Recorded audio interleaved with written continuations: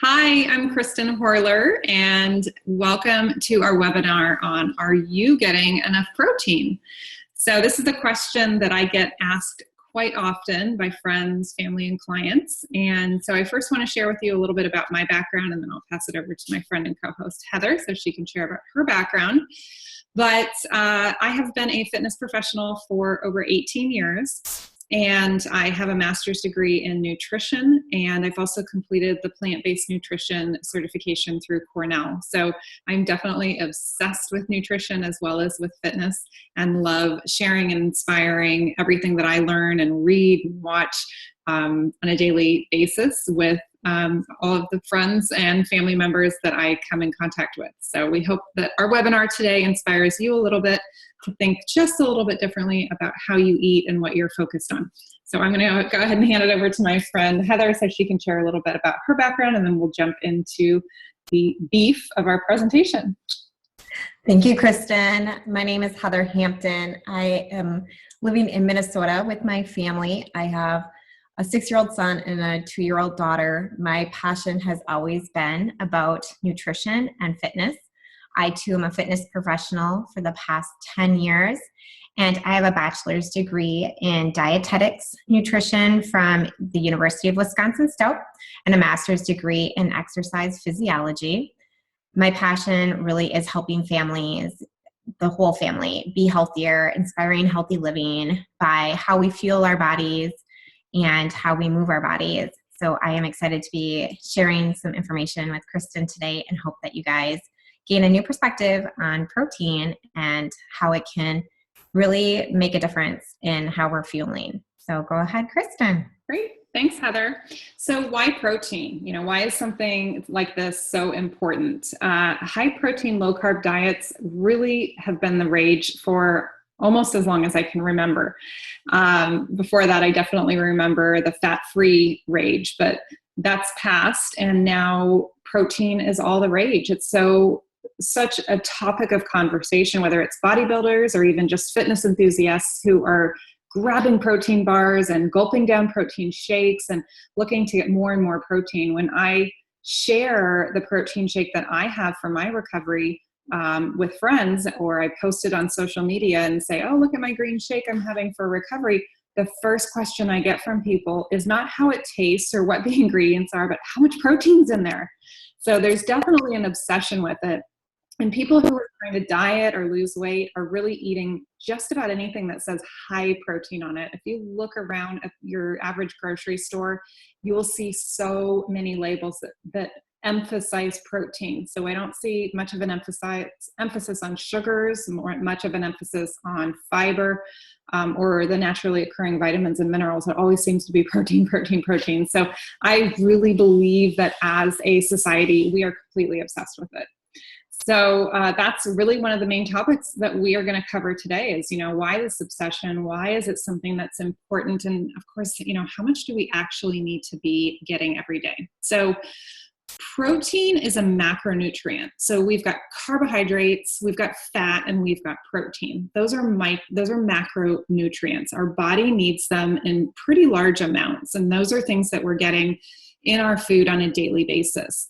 Now, what we need in smaller quantities are called micronutrients. These are our naturally occurring vitamins, minerals, things that we're going to get in fruits and vegetables, and not necessarily something we want to get in an isolated vitamin because it just can't mimic the power of a whole food.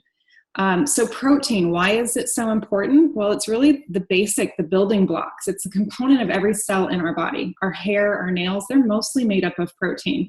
And your body also uses protein to build and repair tissues. So why do I have a protein shake after I exercise? To facilitate the repair and help my body with that. So one of the things that I do want to touch on just briefly, we're not going to go into a lot of detail about other types of macronutrients and micronutrients or food groups, but one of the things I do want to talk about is the fact that dairy is highly inflammatory. And so you're actually doing your body a disservice by having a whey-based protein shake as recovery. So that's one thing to look for. And we are going to talk a lot today about plant-based sources of protein. So You need protein to make enzymes, hormones, and other body chemicals. Protein is really an important building block for us. So think about this: if you exercise, it doesn't matter if you're a bodybuilder. You could just be a fitness enthusiast or someone who exercises 2 or 4 days a week. But here's the thing with protein: unlike fat and carbohydrates, the body doesn't store protein. So it doesn't have a reserve to draw upon when it needs more. So unfortunately, a lot of people think that we need to eat protein all day long. We need to have it with breakfast, with lunch, with dinner. I mean, heaven forbid you have a snack that doesn't have protein in it, or just have some beef jerky for protein. We're saying, no, hold on. We really need less protein than we think we do. So we have been heavily marketed to believe that we need a lot of protein. We need protein, but we really need to look at some better sources, some better food groups to get it to. So I'm going to just briefly touch on something called ketosis. And Heather and I were talking about this earlier, how I'm seeing a rise of it. I remember years ago with some of the fad diets that this was a big thing. So people who were eating a lot of protein and very low carbohydrates, if this is something that sounds familiar to you, then you'll know what I'm talking about. Your metabolism actually changes into a state called ketosis when you do that. So you're not eating fruits and vegetables, you're just focusing on proteins, and very, very high proteins, which are primarily from animal products. So when your body changes into a state of ketosis, this results in long-term health consequences. So in the short term, it may seem like a great weight loss strategy, but it is very dangerous as far as long-term health consequences. And this is for the healthy person. So I'm not even talking about someone who already has a suppressed immune system or has other health concerns. So what happens in ketosis is that your body produces ammonia. Ammonia, that doesn't sound good. And that's produced when your body is trying to break down protein. Now, here's the issue: is nobody really knows the long-term risks of high levels of ammonia in the body, but I can tell you it doesn't sound like a good thing. And I'm sure Heather agrees. There's also evidence to suggest that people who eat a high protein diet, they typically excrete excessive amounts of calcium into their urine. So too much calcium loss, as many of us know, can result in osteoporosis, not something that is good for any of us. And the thing with low carbohydrate diets is they often include little to no fruits and vegetables. And these are, as we talked about earlier with micronutrients, these are the best sources for vitamins, for fiber, for antioxidants, for minerals, nutrients that help prevent disease. So why are we obsessed with talking about our obsession with protein? We are focused on disease prevention. We're not focused on short-term weight loss. We're focused on the long-term benefits of eating a whole food, plant-based diet. So by contrast, animal foods that are high in protein are usually high in things like saturated fat, which does increase our risk for heart disease, stroke, diabetes, and many types of cancer. So one of the things that I look at when it comes to where I can get more proteins, and I know Heather's going to talk about this, things like beans and nuts and even whole grains. So a lot of plant-based foods like soy and legumes can give you the same amount of protein as animal products. And I'm going to let Heather talk on that just a little bit here with this next slide. Thank you, Kristen. So you're right. There's this misconception that protein, or to be able to get adequate amounts of protein, we have to be eating animal products such as meat and cheese and milk. But like Kristen touched on, the dairy products are highly inflammatory, exactly what we're trying to combat here. We want to have our bodies in a state that we are not inflamed and our bodies are able to work and perform at their best. So you can see here, this is just a short list of some plant-based proteins. This is not a complete list by any means, but you can see that things like legumes, lentils, have 17 grams of protein per 1 cup serving. Chickpeas and black beans are high in protein, and soy. I know as a society, we sometimes have some misconception about soy. We're not going to get into that on this webinar. That might be a topic for another presentation, but good non-GMO soy is an excellent source of protein for our bodies. Edamame and tofu are just 2 examples of some good soy protein. Nuts and seeds. sometimes I think people really forget that nuts and seeds have good proteins in them along with good fats as well. So looking at hemp seeds, nut butters, almonds, those are some that are higher levels of protein in them. And like Kristen said as well, grains even contain protein. 1 cup of quinoa, which is a complete protein, which again, we're not going to get into that, but a complete protein is something that is what your body needs.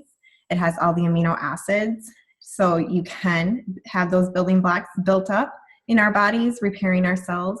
So quinoa is a great plant-based source of protein, as well as even oatmeal.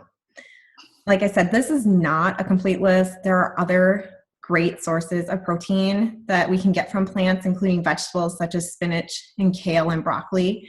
They all, have some level of protein in it that your body's going to be able to use in the right way.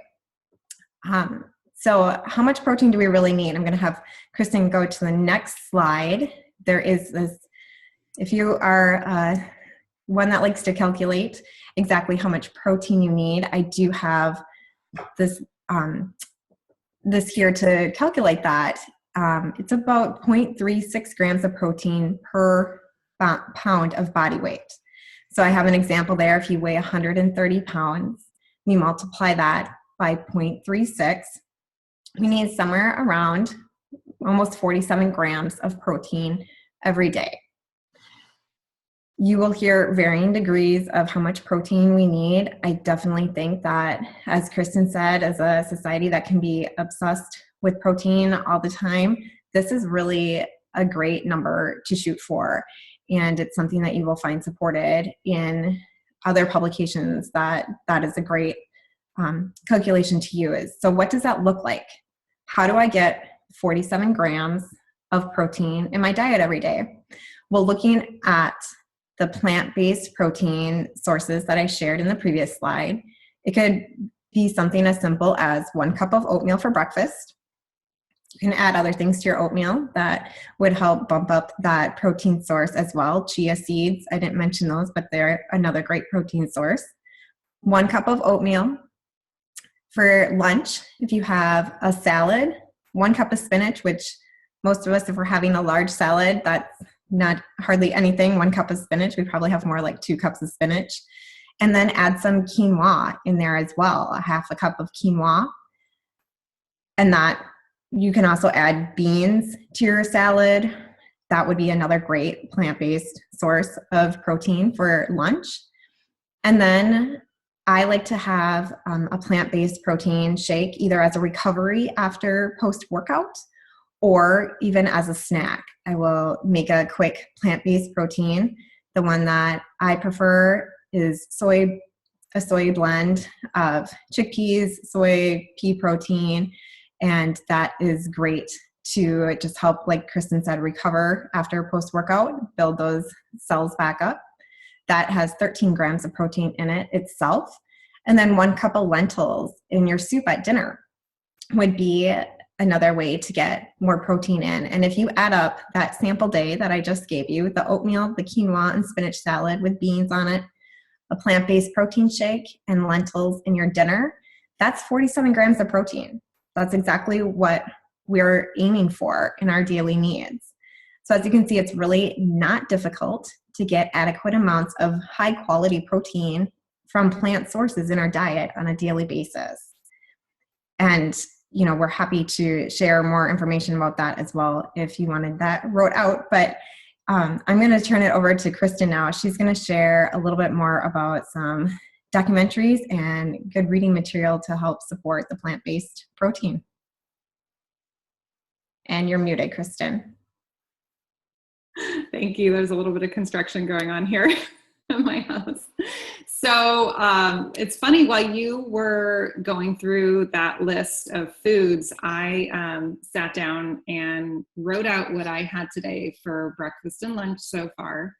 I had some leftover vegetable casserole. I think you have that recipe from a potluck we did a few weeks ago online. So there was polenta in it. There was some spinach in it. There were 2 different kinds of beans in it. It's a really simple recipe. I also had a shake with a cup of spinach, a banana, some hemp seeds, and I just kind of roughly ran the numbers based on what you were sharing. And I have easily, within breakfast and lunch, consumed over 50 grams of protein, completely gluten-free, completely dairy-free. I don't count calories. I don't count grams of fat. And it's eye-opening when we sit down and realize that if we're eating the rainbow, if we're eating a variety, if we are getting lots of plants in our diet, then we're fine. We're better than fine.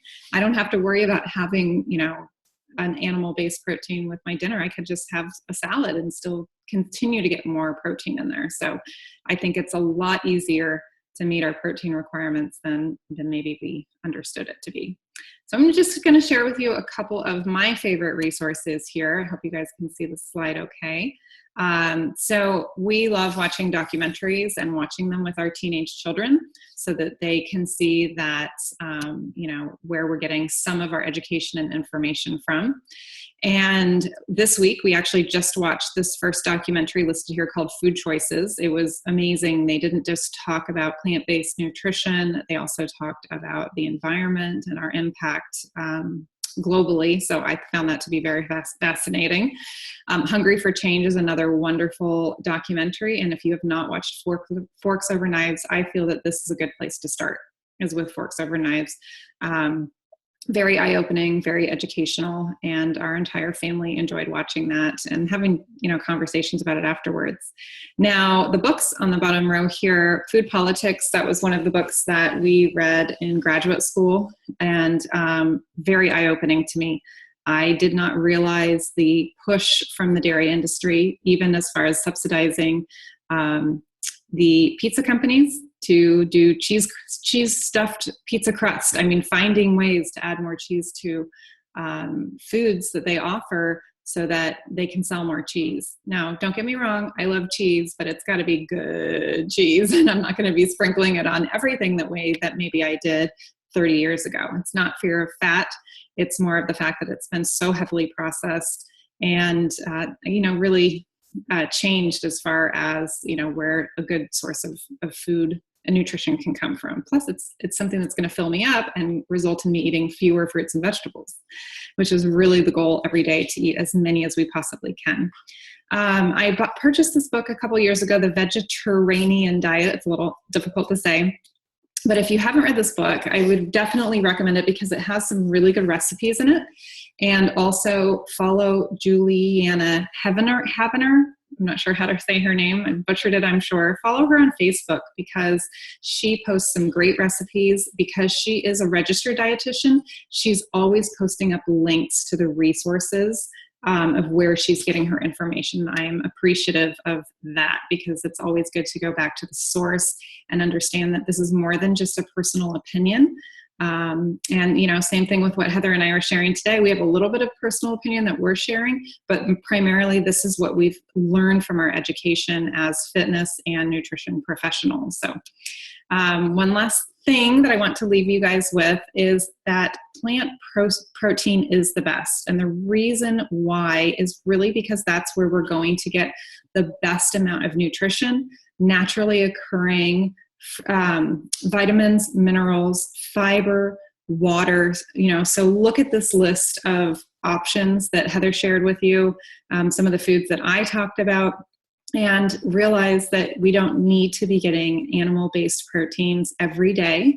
It's something that we can use very sparingly, but we can certainly meet and exceed our protein requirements simply by focusing entirely on a plant-based diet and really trying to get that rainbow in there. So we just want to thank you all for joining us today and hope you learned a little bit more about protein in your diet. And if you have any questions, please get with the person who invited you to today's webinar, or feel free to comment below in the comment section with any questions that you have or any resources that you want to share, whether it's recipes or research that you've come across. We're here to answer any questions you have. So hope you have a great day. Thanks again for Heather for joining me, and take care. Bye-bye.